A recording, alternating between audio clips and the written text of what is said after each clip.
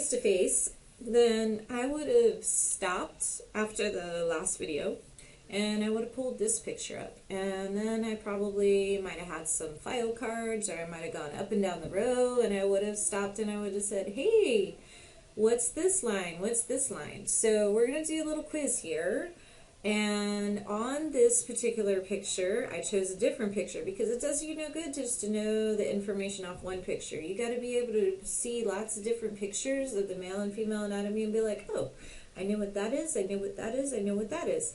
So let's take a look at this picture, and there's going to be a few new things on here. And so I have it set up where I actually created PowerPoint fly-ins where it tells the answers.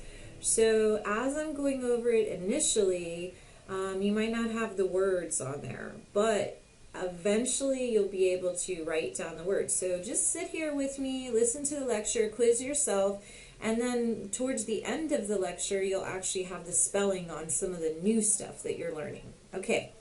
So this top one is actually a, well, let's go on this side, okay? So this one right here, this is the bladder, right? So we learned that that's the bladder, okay? So as we remember, we learned that it's a little bit larger in males than females. Okay, let's see, what about this one here, down here, okay? So this is the seminal vesicles, and you remember, what do? Do they make the sperm? No, those are the seminiferous tubules, right? But it's easy to get those two terms mixed up. So the seminal vesicles, do they secrete an alkaline fluid or a fructose fluid? Fructose, right? And do they secrete 30% of the fluid or 70% of the fluid? 70%. All right. What's this? You know what this is. I didn't have much to say about it. Starts with an R. Rectum. Okay. What's this next one? Okay. This is the Cowper's gland, and it secretes precum, and we learned that, hey, that precum can be dangerous, especially if he's ejaculated earlier in the day, because there could be sperm inside there, and when the fluid comes out, it kind of pushes it right out, and I've never heard a man say that he can control his precum. All right, we learned the Cowper's gland. All right. Hey, you know this one. What's this one? Starts with a V. The vas deferens, and this is where we get the vasectomy. All right, next one here. What is this? It starts with an E. It's the epididymis, and it stores the sperm. There we go. Hey, how long does it take to make an average sperm? Is it 3 days? Is it 1 day? Could it be 72 days? All right, here we go. Next one. What is this thing? This is called the testicle. Now, ding, ding, ding, ding, ding, double jeopardy, double jeopardy. What is in this testicle that we learned last time? It's the and the the what? And the Okay, hopefully you got it by now. Seminiferous tubules, and they manufacture the sperm. And then the Leydig cells, or the interstitial cells, and they secrete what? They secrete testosterone. Yay. Alrighty. Ooh, this next one, the scrotum. Scrotum is the sac. Okay, all right, we got something new. We got something new. So this is the glands of the penis. It's the head of the penis. Okay, and we'll find out that it changes with sexual arousal, changes colors. Wow, becomes more shiny in a lot of cases. Okay, let's go to this next one. This is it's the tube that kind of goes through the penis. Remember what it is? It starts with a U. The urethra. Okay, so we learned about that both the semen and the urine go through that tube. Oh, we're learning something new now. Now, so when I was teaching for real, is we would tell the students in class, hey, can you guys go interview 3 people on campus and ask them, what is the penis made out of? You know, it's good because, you know, the more comfortable you get talking about sex, that you feel more comfortable, so on and so forth. So I asked them, can you interview 3 people on campus, your friends, whatever, and just say, hey, do you know what the penis is made out of? So, what do you think? Do you think most people knew? A lot of people say, oh, it's muscle. Hey, but if it was muscle, then we would have penis gyms. This whole size matter thing, so I'm just going to go work it out at the gym. But we know that it doesn't work that way. Is it fat? Oh, I'm just going to gain some weight. Oh, is it just gristle? What the heck is gristle? Is there bone in there? No, there's no bone in there. And I'm going to make a big statement that probably a lot of you are not going to disagree with me in just a few minutes, but we'll get there. So what the penis is actually made of is it's made of spongy tissue.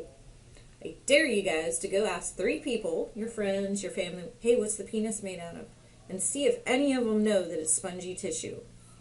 That's pretty cool if they do. Because you know what? Honestly, I would not have known if I hadn't taken a class like this. Nobody ever teaches you, hey, the penis is made out of sponge. Okay, here we go. So, the penis is actually 3 different sponges. It's the corpora cavernosus, 2 of them, and then corpus spongiosum. Don't worry, we're going to see this better. We're going to see this more clearly in our next slide, but we're taking a little quiz right now, making sure that we got this knowledge. Because I think this test is probably the most difficult one, because trying to memorize all the male anatomy, and you know what, hardly any of us are ever taught this. Okay, so the bottom layer is the corpus spongiosum. And actually, men tend to say that the underside of their penis is more sensitive than the top part. And there's this little triangular area of skin down here called the frenulum. Let's make friends with the frenulum.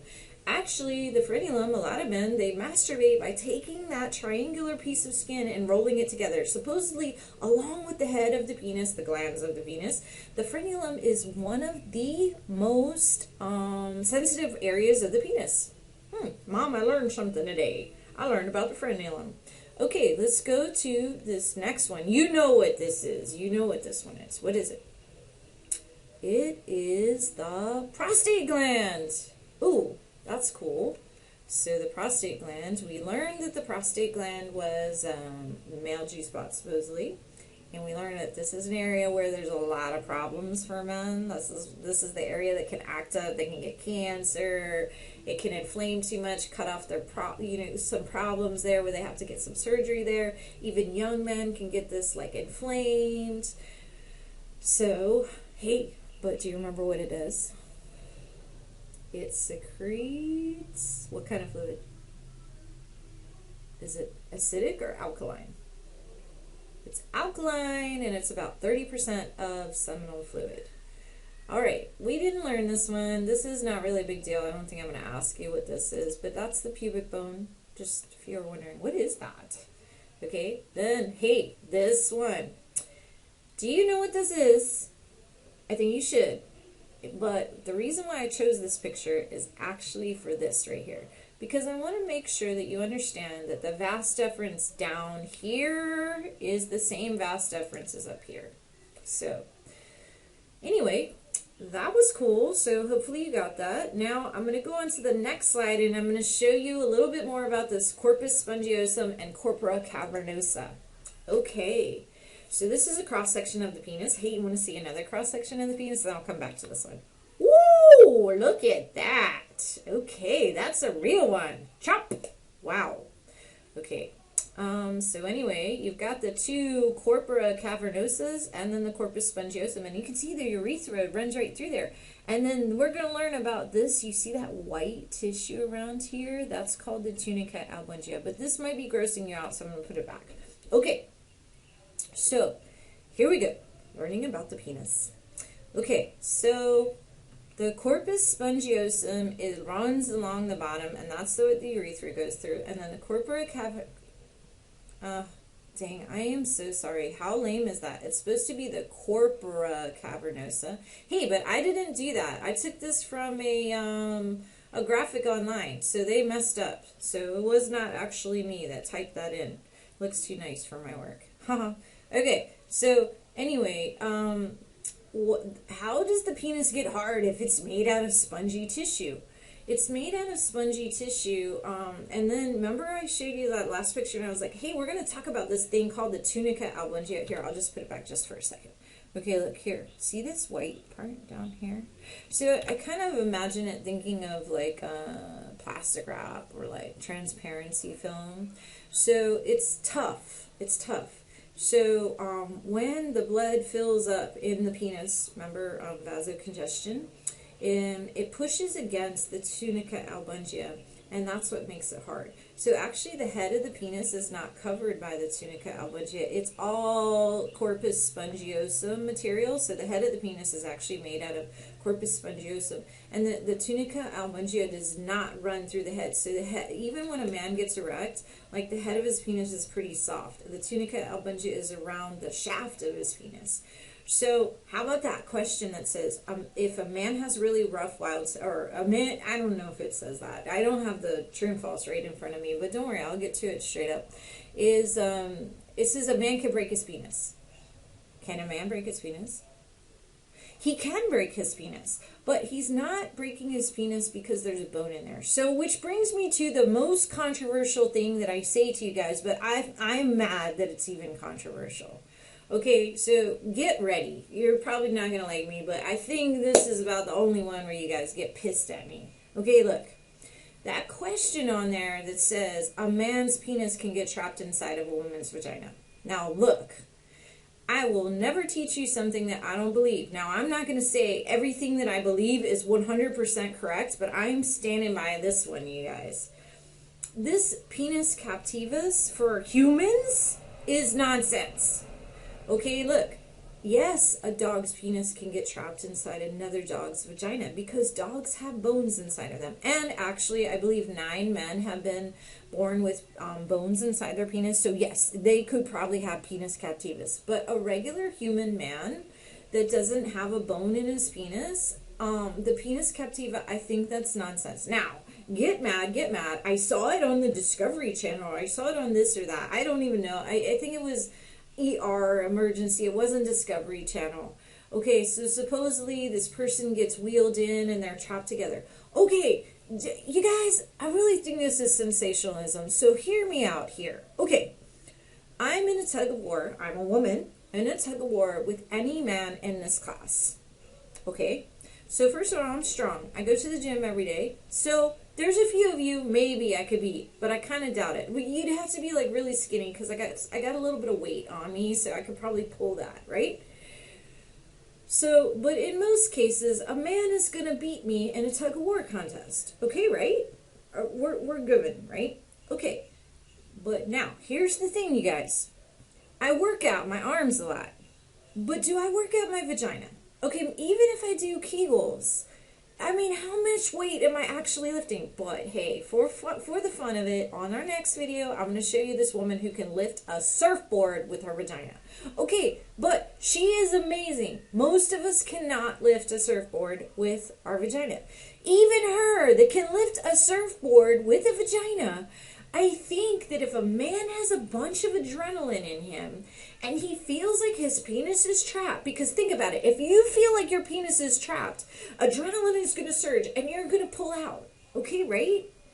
So I think even the surfboard weightlifting woman probably could not trap a man's penis in there. There's no bone in here. It's spongy tissue. The worst comes to worst. Look, what does stress do to a man's erection? It usually makes it go down. When it goes down, the spongy tissue is gonna, like, this is nonsense, you guys. Now, you come at me and say, oh, you saw it on TV, or, oh, this or that. Okay, you know what? Sorry, you guys. I am standing by my word that people like to say that stuff to scare people. So then you say, oh, I heard about this disorder called vaginismus. Okay, I'll acknowledge vaginismus.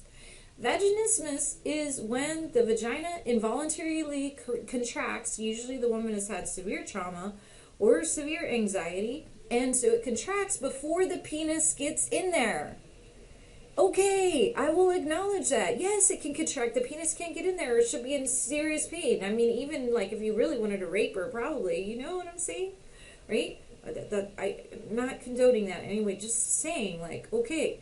But a penis getting trapped inside the vagina, you guys know. I'm sorry. There's no bone in there. Alright, so anyway, I say false on that. You can look it up on Snopes.com. What aggravates me is when I do look it up, you get this wishy-washy stuff that says, oh, perhaps a man's penis could get trapped in there for a second. What? How are you measuring that? What is that? That's craziness. You guys just do logic. Just do logic.